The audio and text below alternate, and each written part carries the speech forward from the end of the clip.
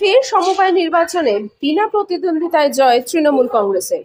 পূর্ব বর্ধমানের জামালপুরে আজ 3টি সমবায়, সেলিমাবাদ সমবায় সমিতি, চক আঝাপুর সমবায় সমিতি ও টেঙ্গাবেড়িয়া সমবায় সমিতির নমিনেশন জমা দেওয়ার দিন ছিল। প্রতিটি সমবায়ে 12টি করে আসন আছে। যথাসময়ে বিধায়ক অনল কুমার মাঝি ও ব্লক সভাপতি মেহমুদ খানের নেতৃত্বে মহাসমারোহে তৃণমূল কংগ্রেসের প্রার্থীরা নমিনেশন জমা দিলেও দেখা মিলল না কোনো বিরোধী দলের। নির্দিষ্ট সময় পর্যন্ত অন্য কোনো দল নমিনেশন না করায় স্বাভাবিকভাবেই বিনা প্রতিদ্বন্দ্বিতায় জয়লাভ করলো তৃণমূল কংগ্রেস। আজকের এই 3 জায়গায় সমবায় নির্বাচনে দলের একাধিক ব্লক নেতৃত্ব উপস্থিত ছিলেন। Bureau report, news Bharat 24 hours.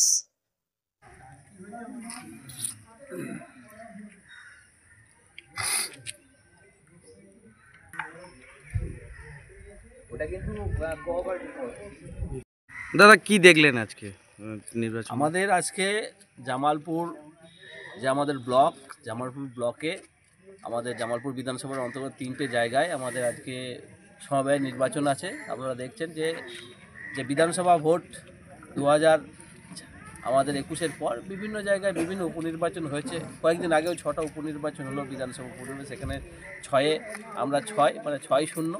বিরোধীরা সেখানে কোনোভাবেই তার দাঁত ফোটাতে পারেনি।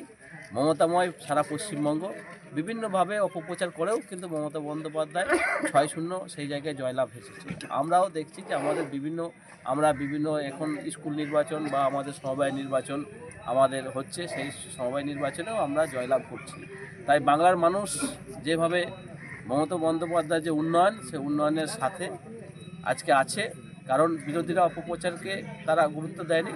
বাংলার মানুষ চাই উন্নয়ন। 34 বছর একটা সরকার দেখেছে, যে সরকারের কোনো দিশা ছিল না, কোনো উদ্দেশ্য ছিল না। তারা শুধু বলতো ইনকলাব জিন্দাবাদ, আমরা খাবো তোমরা পান। আজকে মমতা বন্দ্যোপাধ্যায় গরিব মানুষ, মেহনতি মানুষ, তফসিলি মানুষ, আদিবাসী মানুষ, সংখ্যালঘু মানুষ, সার্বিকভাবে প্রত্যেকটা মানুষকে সঙ্গে নিয়ে উন্নয়নে এগিয়ে যাচ্ছে। সেটা শিক্ষার ক্ষেত্রে হতে পারে, সামাজিক ক্ষেত্রে হতে পারে, আমাদের কৃষি ক্ষেত্রে হতে পারে, প্রত্যেকটা ক্ষেত্রে সেটা উন্নয়ন হয়েছে। সেই জায়গায় যে আমাদের আজকে 3 জায়গায় যে নির্বাচন আছে, বিশেষ করে সেলিমাবাদ আছে, টেঙ্গাবেড়ে আছে, আর হচ্ছে আমাদের চক আজাপুর আছে। এই 3টেতেই আজকে যারা আমাদের দলের মনোনীত প্রার্থী তারা নমিনেশন ফাইল করবে। আমরাও চাইবো যে বিরোধীরা এখানে অংশগ্রহণ করুক। তারা নিশ্চয়ই একটা যে গণতান্ত্রিক নিয়ম, সেই গণতান্ত্রিক নিয়মে নির্বাচন হবে। সেই নির্বাচনে অবশ্যই আমরা জয়লাভ করব। মানুষের প্রতি সেই আস্থা এবং বিশ্বাস আমাদের আছে। কিন্তু আপনারা তো অপেক্ষা করছেন, বিরোধীরা তো কেউ আসছে না। গত নির্বাচনে দেখতে পাওয়া গেল স্কুল নির্বাচন এবং আজকে কোঅপারেটিভ নির্বাচন, সেখানে হচ্ছে যে বিরোধীদের হয়ে কেউ ভোটে প্রতিদ্বন্দ্বিতা করতে চাইছে না। তারা দেখছে যে আমরা শুধু নিজেদের প্রত্যেকের একটা আত্মসম্মান আছে, মানুষ কেউ হারতে চায় না, সবাই জয়লাভ করতে চায়।